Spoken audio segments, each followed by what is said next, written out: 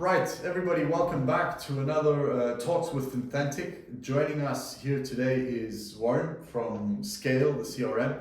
Thanks, Warren, for being here. Thank you. Excited to be here, and hello to everybody. Likewise. So, before we move into the CRM kind of discussion, we just got back from Dubai. We saw you there. What was your kind of summary of the expo? What would you say for somebody that didn't, whether you're a provider or a client?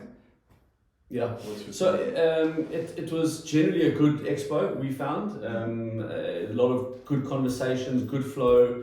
I think it was a success. I think there's definitely, obviously with all the changes in the market, there was a lot of discussion around it. And yeah, it was a good expo. I think brokers are having to think about things a little bit differently, given the lots of changes that's been happening recently. Yeah. So it's good. It's platforms, licenses now. Yeah, exactly. So and I think that because there's like sort of something happens every few months, I think brokers are realizing, not only brokers but platform providers have to they have to change. They have to be dynamic. They have to think of different things. So it was good. 100%. Something that we noticed, Warren, is we haven't seen many startup brokers. Would you agree with that? Yes, it's a good assessment. I think there's definitely been less startup brokers.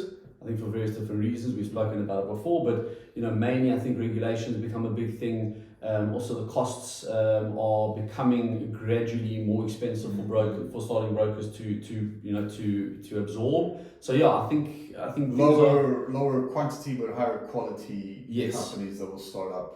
Definitely. So we're definitely seeing other a lot more quality coming through, which is good. It's good for the market in general. It's good for the market. I think it will clean up the FXCFD image, and frankly, it might be rough out there because there's too many providers, but for the good providers, they'll end up with better clients and then larger scale clients.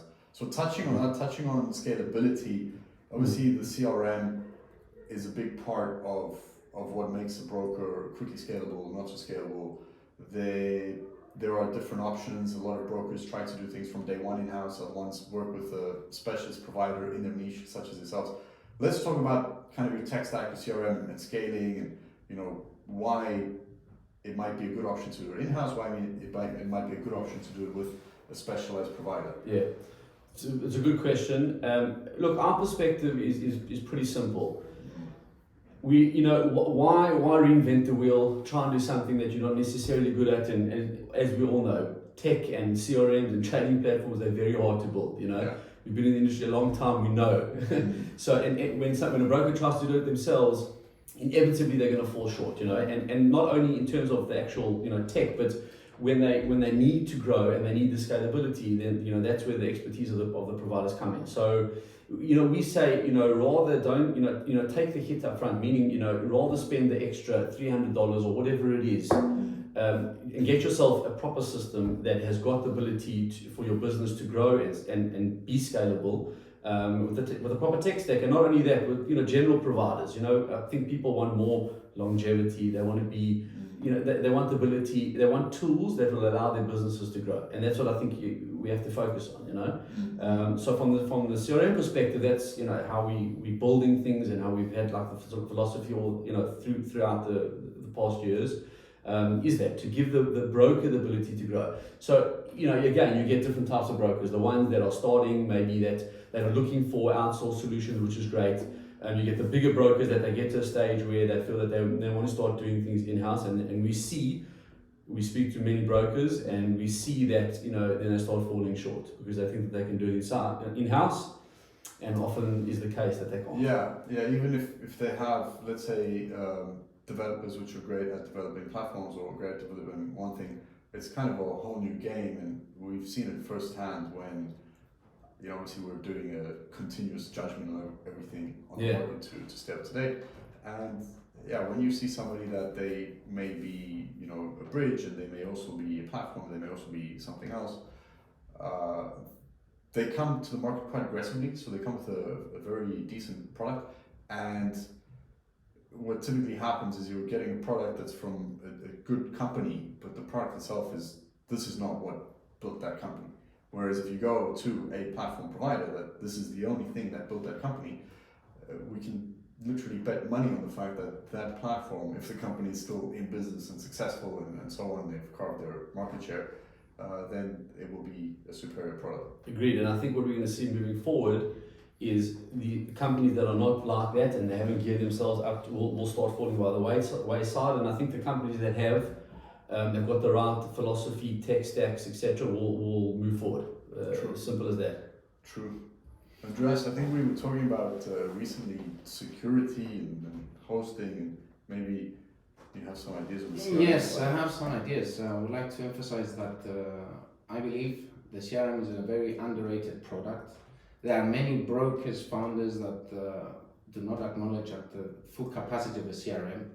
We have seen also with the new integrations with web platforms and other trading platforms that the CRM is actually one of the vital ingredients of having a successful broker. So one of the questions we normally have is security.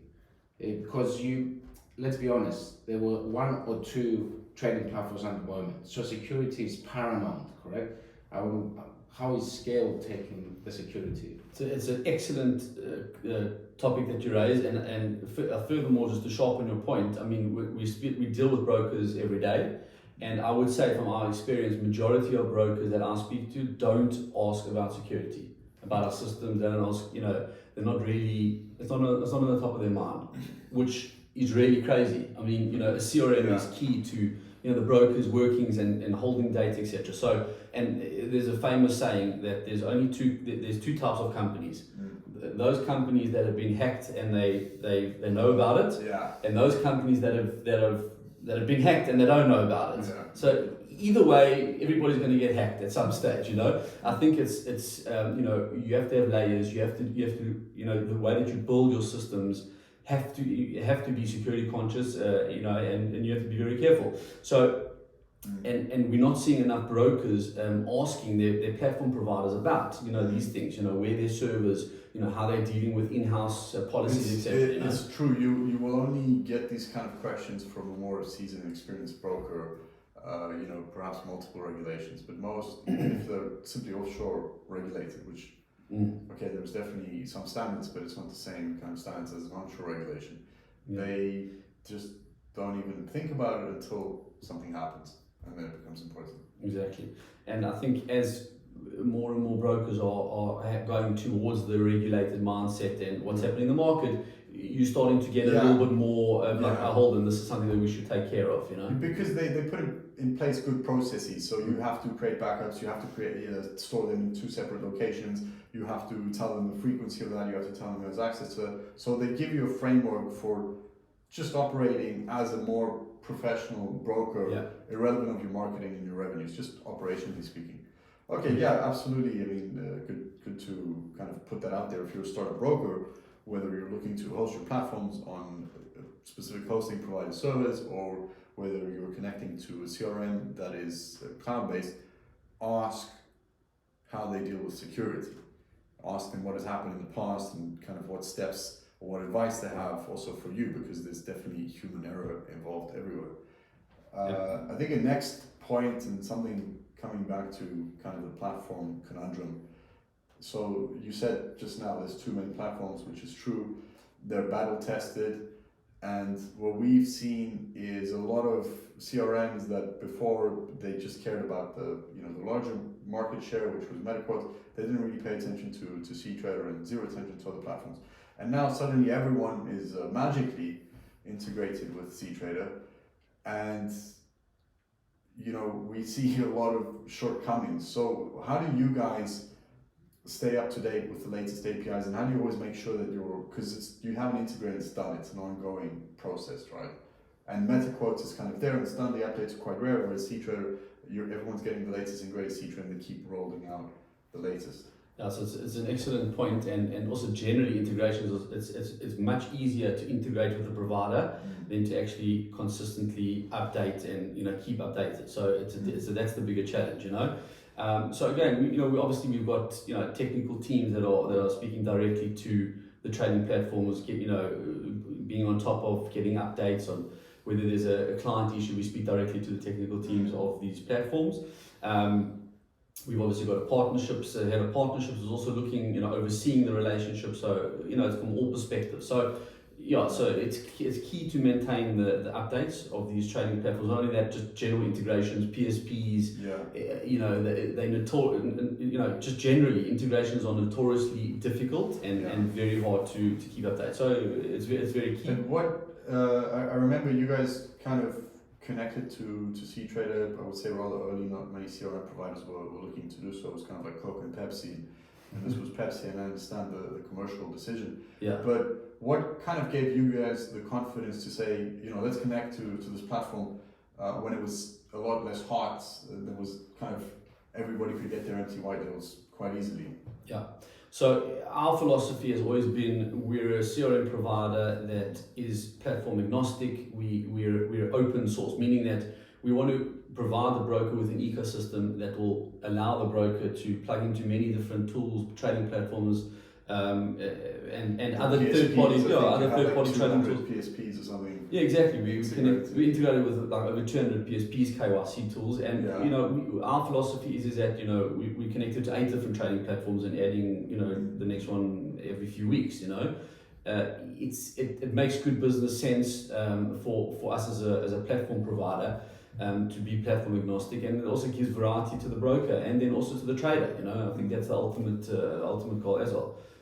So it was, as you say, the craze has been people looking for platform providers that are multi-platform integrated. So it's been a bit of a frenzy, but you were well prepared because and your timing was interesting because I remember we used to, when we were working at a platform provider, we used to look at CRMs to kind of, it's natural if a startup comes to you, what CRM should I use? And obviously the first question is what's your budget? And at that time, the CRM game, I think it was quite big. Like people were charging more than it would cost for the trading platform. For the CRM, that was the minimum fee. We're talking about minimum fees of 5K, 6K, things like that. Yeah. And it made sense to invest and be in that business. But since the competition grew a lot, and this is kind of where you guys started coming up, few companies have decided to keep being aggressive and keep pushing the product and integrations, and when the cost of their product fell. And now obviously you're coming out on top because you carved the market share, you have your integration battle tested with CTrader, you're not running to build it last minute. Yeah. Mm-hmm. Yeah, and it's it's very important for brokers to realize that you need to look for platforms, providers that have been in the market a while, that understand integrations and how they work, because it's key on how they their business is moving forward. So it's been great for us, and Warren, let's say now I'm either a startup or a middle or a big broker. I'm looking for a CRM. Would you introduce any trading platform? You don't need to say the name of the trading platform, of course, because you have many partnerships, but what would the questions would be for this type of broker? I mean, because a startup broker, a middle broker, and a large broker, I'm guessing will have different integrations, correct? Yeah, correct. And generally, more often than not, they come to us always having decided the trading platform that they want to go with, So more often than not, that is the case, but obviously, sometimes like a bigger broker, for example, they'll be using MT5 or whatever it is, and they want to offer CTrader, and then they'll come to us and say, okay, well, what are you integrated with, or what do you recommend? And then obviously we would, recommend. It depends on them, what they want to achieve. That's essentially the what would be our recommendation. So it depends on what they've got and what they're potentially looking for. Yeah. Are you seeing more brokers now?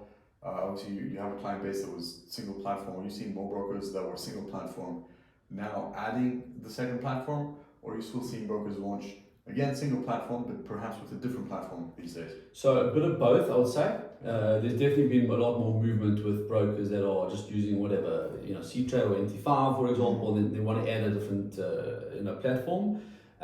So I'd say a bit of both, which is good. I think again, brokers have realised that,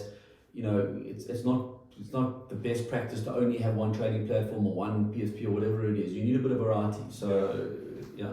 Do you have troubleshooting now? Because you integrate with many platforms, I'm sure you have troubleshooting, but how's it Scale working out with the troubleshooting?